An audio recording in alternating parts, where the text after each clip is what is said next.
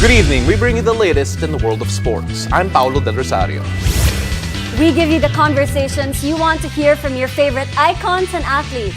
I'm Sam Corrales, and in tonight's game plan, we'll get a recap of both the NBA Eastern Conference Finals and the recently concluded 32nd Southeast Asian Games. But first, we have the champions of UAAP Women's Football, Far Eastern University. Buckle up, sports fans. Let's get in the game.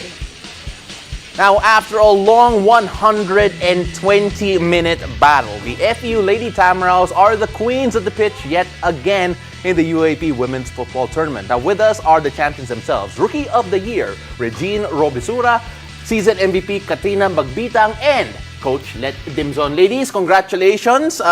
Again, FEU destroyed my heart 3 times this year kasi naka-treble sila, and that means champion sila sa men's, sa women's, at sa juniors. Coach Let, I want to start off with you first kasi ito yung unang title ng FEU since 2015. How did it feel to finally wrestle it away from LaSalle? Yeah, so matagal namin inantay, no? So even after, before mag-pandemic, which is 2019, so we lost against LaSalle. But again, so we want to bring back the championship since naging drought kami for how many years. And then I think this is the time when we played against the other university teams during the Women's League. So alam ko na may direction yung team for the finals. Now, Katrina, nag-uusap tayo, like off-air, sinasabi mo na first taste of UAAP mo pa lang to, though it's your 3rd playing year. Ano yung tumatak ba sa isip ninyo nung naka-goal kayo against the defending champions? First of all po, parang sobrang happy po kami since na actually nung time nung nag-1-1, parang na-feel namin na china-challenge talaga kami ni Lord na hindi talaga madali kunin yung champion. So kami, parang nandun yung frustration pero nandun pa rin yung eagerness naming manalo. So doon, nag-fight back talaga kami. Pinakita namin kung ano yung Tamaraws, so kung paano kami ka-brave para manalo yung game. Parang cheerleader magsalita pa. Oo nga parang cheerleader. And kanina parang siya yung kinakabahan talaga But then based on the answer, parang hindi naman. But let's take a look right now at si Regine. Because apart from the fact that Rookie of the Year ka, na-mention niya yung feeling na, okay, so nag-1-1, kailangan namin pakita na kung na-brave talaga kami. Ano yung feeling nung naging 2-1 para sa FAU? Yung nakagol po kasi kami, parang onti na lang po yung oras na natitira Kaya naisip namin na kalma na lang kasi ubus oras na lang po. Mahirap ba maging kalma sa situation na yon? Kasi grabe. Nakita namin yung picture mo kanina na nag-celebrate after yung goal. So ano yung feelings mo personally nung nag-score ka? Sobrang happy po Kasi yung napapressure din po kami sa card pero kailangan po namin makuha yung panalo po para sa team. Halos 2 hours kayong naglalaro at finals match pa. Paano kayo nag-focus? I'm sure yung FEU community nandun, nag-cheer talaga para sa inyo. Pero sa inyong mga atleta sa loob ng pitch, ano yung mga sinasabi nyo sa isa't isa? Yung parang dinededicate po kasi namin to lahat kasi sa families namin kasi ito po talaga yung pinapangarap namin na makapaglaro po talaga sa UAAP, ma-televise, tsaka makapasok po talaga sa finals. So, minomotivate po namin yung isa't isa na last game na namin to nandito na kami. So, parang hindi na po kami mag-hold back pa kasi nandito na po kami para ipakita sa mga families namin kung gaano na po kalayo yung narating namin. Coach, yung MVP ninyo, first time in the UAAP. Yung Rookie of the Year nyo, first time in the UAAP as well. Ano masasabi mo sa mga bata mo, considering that matagal pa yung eligibility nila? They can play longer. They can start, hopefully, a dynasty para sa FEU. Ano masasabi mo sa team mo, considering na ang youthful nila? Yeah, so sabi ko nga, even before sinasabi ko na sa kanila na sobrang proud ako sa kanila kasi with regarding sa work ethic nila inside the field, hindi sila ganun ka-experience yung level of skills nila, hindi ganun kataas. Pero how they work inside the field, yung mismong talagang commendable. And then even in the training, they receive a lot of pressure coming from me. Pero alam mo yung pagdating na sa training, is sila mismo nagtutulungan. So makikita mo yung spirit, and then makita mo yung talaga yung eagerness nila since na-experience nila to play in the 11-a-side game during the Women's League. And alam nila yung direction. So which is, sabi ko nga, UAAP is our preparation. So, ayun yung pinagpe-prepare natin. So, we can win on the games during the Women's League. kaya natin kuhanin yung UAAP. And then, kailangan lang talaga, if I go on this direction, you need to follow my directions. And most of them are rookies. So, kaya sabi ko nga, malayo yung mararating ninyo. Kasi sa ngayon, nakikita ko na yung work ethic. And then, if we develop pa individually yung skills ninyo, yung technicals ninyo, understanding on the game, mas malayo yung mararating ng team. Hindi lang tayo dito sa season na to, but again, looking forward for the next season. And Coach, speaking of rookies, Regine, gusto kitang tanungin, no, as one of the rookies, ano yung pinaka-highlight or unforgettable moment ninyo as a team dito sa UAAP na unang salang mo pa lang, nag-champion na kayo agad? Siguro po yung sa yung pinaka-memorable po. Tuwing mag-video analyze po kami kasi tinuturuan na po kami ni coach nun. Kasi minsan po, minsan hindi po namin nakukuha yung gusto ng mga coaches po. Kaya nag-video analyze po kami. Ngayon po, unti-unti po namin nakakuha dahil sa pag-video analyze po namin. Nagagalit ba si coach sa mga film sessions ninyo? Hindi po. Hindi siya nagagalit. Sure. Hindi po. Okay. Kino-correct niya lang po kami sa mga Coach, ang bait niya pala. So, Tumatawa lang si Katrina. normally kasi, magre-report sila. So, nag-game analysis kami. Magre-report sila. So, i-challenge ko sila, are you sure na tama yan? So, may, discussion talaga. So, that's why, mas na-enhance, mas nai-improve pa yung understanding nila. And right now, Katrina, I have a list here of yung mga fun facts about you. Nag-number 12 ka raw dahil sa K-pop, tama ba yan? Opo. Alright, nag-number 12. And then, number din daw yan ni Coach Let, who is an inspiration to you. Yes po. Bakit siya inspiration for you? Let's pretend that wala din si Coach Let, ha? Okay? So, pwede mong pag-usapan. Ano po kasi, parang nung nalaman ko na parang number 12 din pala si Coach Let, which is parang siya yung reasons bakit nandito ako sa FEU. Kasi grade 12 po ako, nag-try out po ako sa FEU. Nag-try lang po talaga ako kasi alam ko naman na college po talaga yung sa yung for UAAP. Pero dahil sa kanya, nakitaan niya ako ng potensyal para makapaglaro po na sa FEU, sa laking university. Nagkaroon po ako ng scholarship sa academics, which is nakatulong din po sa family ko. Tsaka, magaling po yan si Coach Len mag-football, kaya sobrang ina-idolize ko po talaga. So, si Coach Let talaga yung reason ng number 12 kaya hindi yung K-pop? Yung first po talaga yun. Hindi po kasi ako nag-football nung time na yun. Okay. And speaking of that time, kukwento ka din kanina na yun nga, yung season 85, napaka-special kasi sama-sama kayo lahat ulit sa pitch, tas sa UAAP environment, 2 years na nawala yung football. So, ano yung mga ginawa nyo on and off the court? Let's start with Coach Let. Sorry, before the Yes, UAAP. during the pandemic. Paano mo sila tina-train? Ano yung mga ginagawa ninyo? Ayun lang, very challenging kasi nga, di ba, hindi naman sila allowed lumabas. Yeah. So, lahat ng session namin, nag-online session kami, Zoom session, gumagawa kami mga technical skills, technical drills, pero yung spaces nila sobrang liit. So, kaya more on walling, technical passing, and then yung medyo naging maluwag na, so lumalabas sila pero binibigyan ko lang sila kung anong gagawin.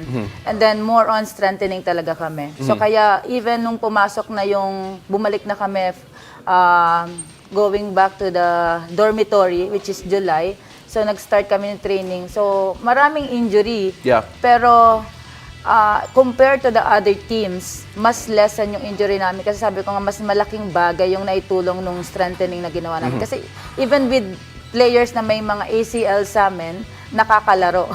Na hindi nila napi-feel or walang discomfort ng movement, walang pain sa knees nila. Oh, and then of course, grabe. Again, prehab is also important in terms of keeping the players fresh. Pero before we end the show, of course, for those who do follow yung women's team ng FEU, you all know si Regine, that's a kwento niya, coming from Payatas FC. And I just wanted to ask you, Regine, before we go here, nagulat ka ba na, okay, you started playing football under si Coach Roy Moore, and all of a sudden, nandito ka na, naglalaro para sa FEU. Nagulat ka ba, or at least, expect mo ba, na nung nagsimula ka na mag-football sa Payatas, na aabot ka sa FEU? Hindi ko po in-expect yan. Pero nung nag-try out po ako ng U14 national team, dun po ako na-discover ni Coach Let na dun po ako nag-start maglaro ng 11 aside po. Then iba talaga, no? Iba talaga kapag 11 aside. Opo, iba po. And of course, we're gonna get to see a lot more of these girls in the future kasi Coach Let wants to break my heart over and over again in future FEU LaSalle battles. And of course, Coach Let, girls, congratulations once again. 11th title para sa FEU overall sa women's football sa UAAP. Congratulations, and let's see if you can get number 12 soon. Yes. Thank you and congratulations, guys. Thank you. And after the break, we'll shift gears to the NBA Eastern Conference Finals as the Boston Celtics stay alive against the Miami Heat. Stay tuned. You're watching The Game.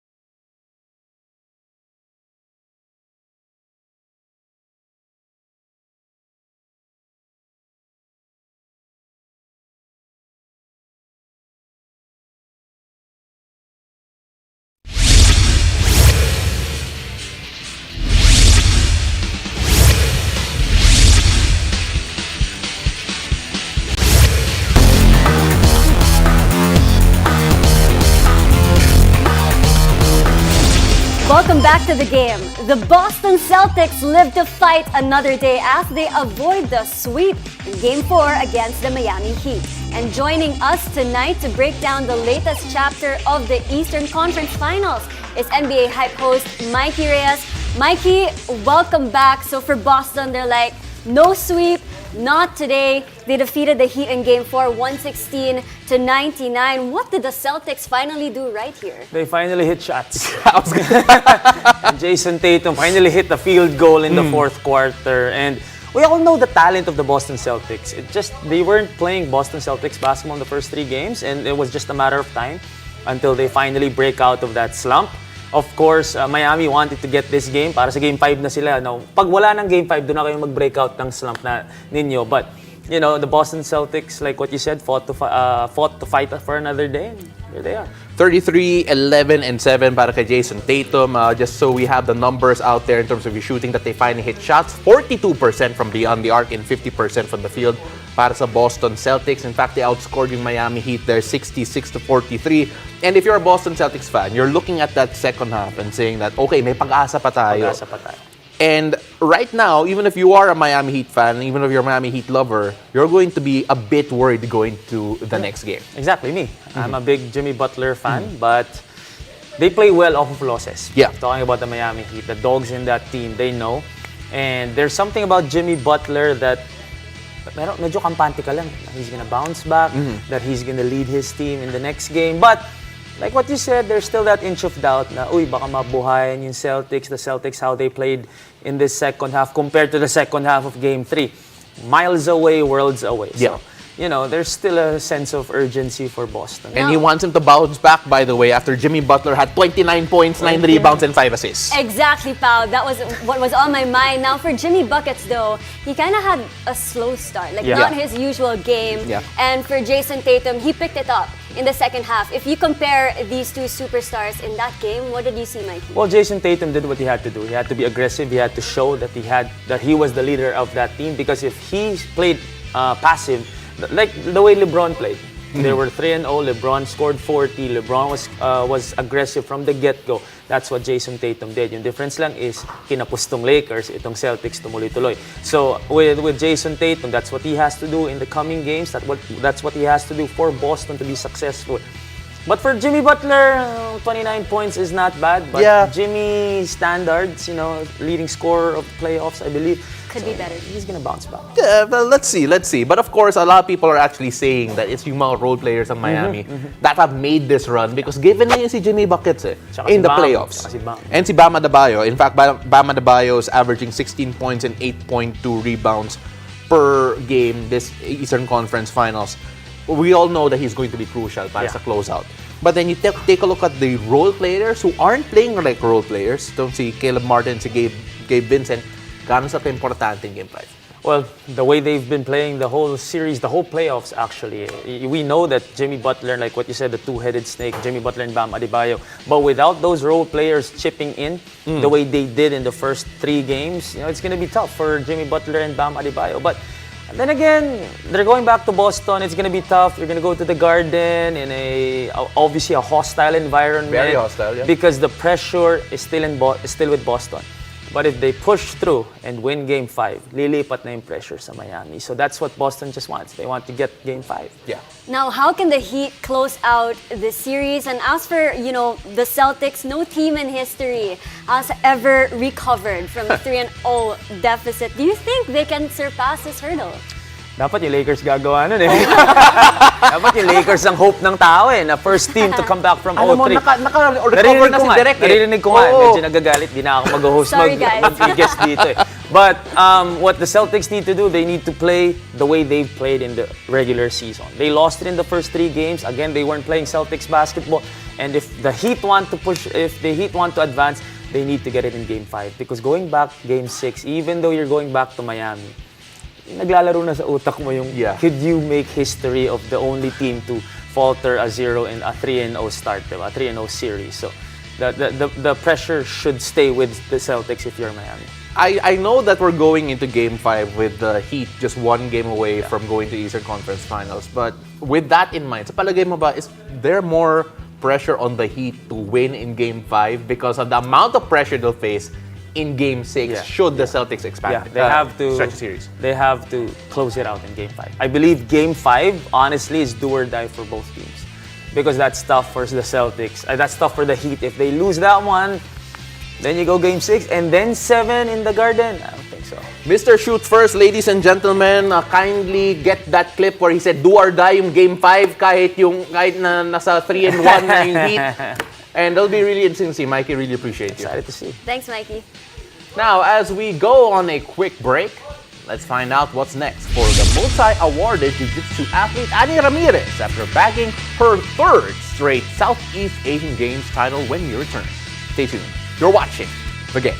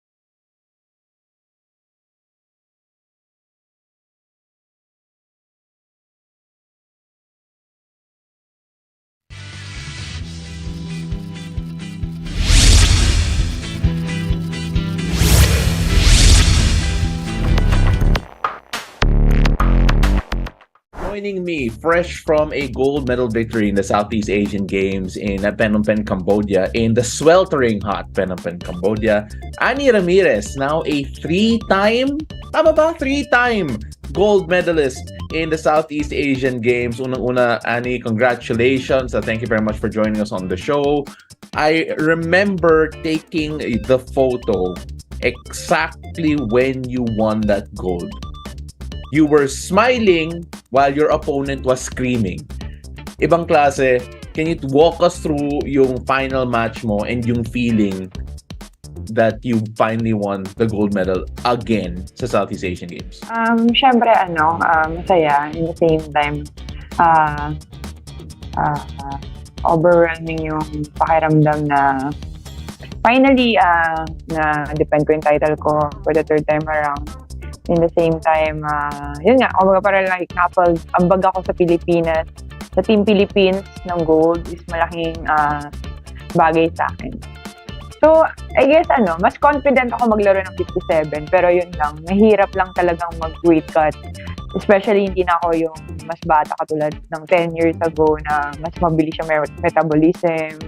So, yun din, nagtuturo na rin ako. So, medyo hati yung yung energy ko is very drained pag nagtuturo ka, nagtitraining ka, tapos nagka-cut ka pa ng weight. So, tingin ko yun yung medyo mas nahirapan ako. Lagi naman ako nahihirapan pag nagbababa ako ng 57. Pero, mas confident ako sa weight na yun. Well, I can relate to that. Nahihirapan din ako sa weight loss. Pero, when you talk about teaching, interesting na sinabi mo yung teaching because the reason why we can't interview live sa studio is kasi may klase ka mamaya. So, kailan niya nagsimula in terms of you being a coach, being a teacher, gaano ka-importante yun sa buhay mo?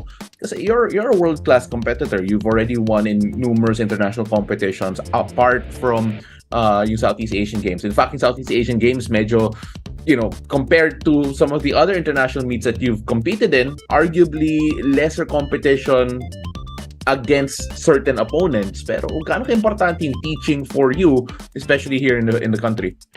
Actually, nagsimula ako parang full-time na magturo after pandemic. Simula nung hati yung mother club ko to Manila and Cavite. Then ako yung na-assign sa Manila to handle the class.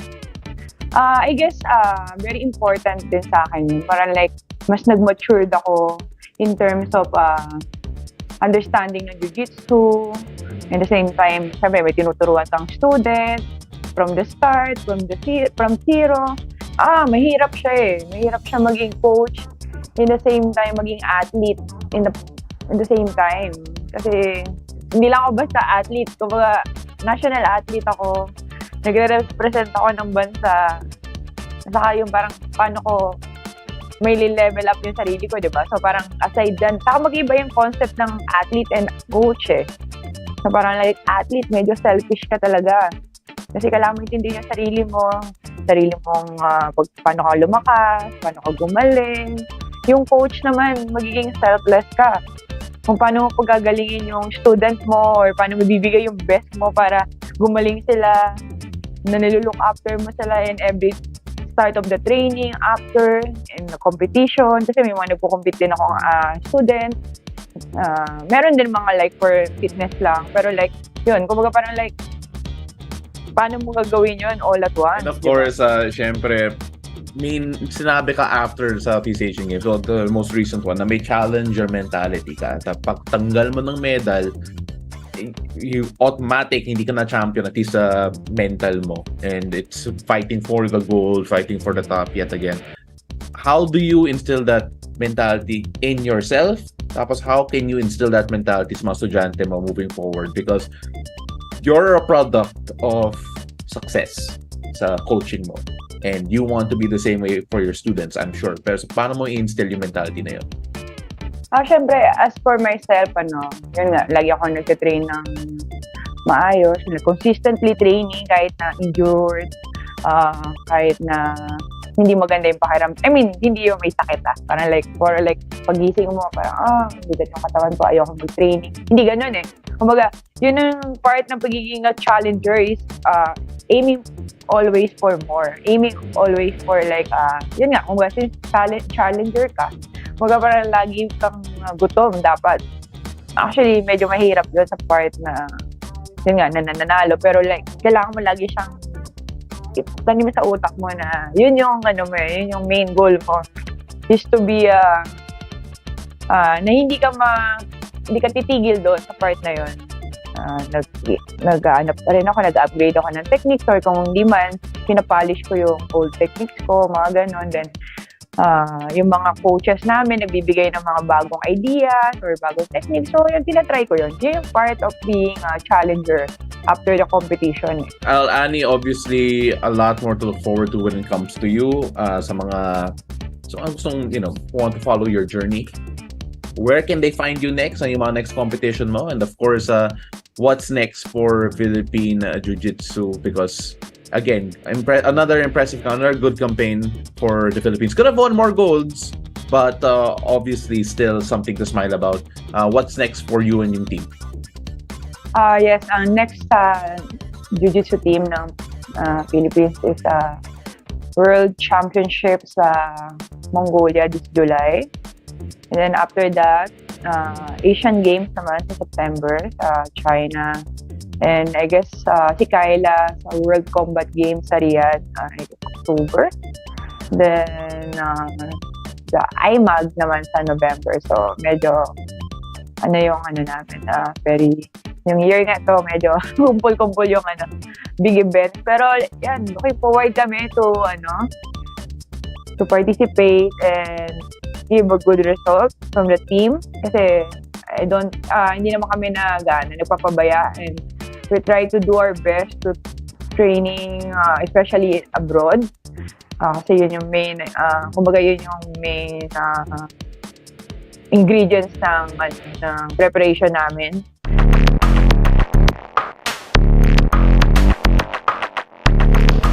And that was SEA Games gold medalist and Jiu-Jitsu athlete Annie Ramirez. Thank you for joining us. I'm Sam Corrales. I'm Paulo Del Rosario. This has been The Game.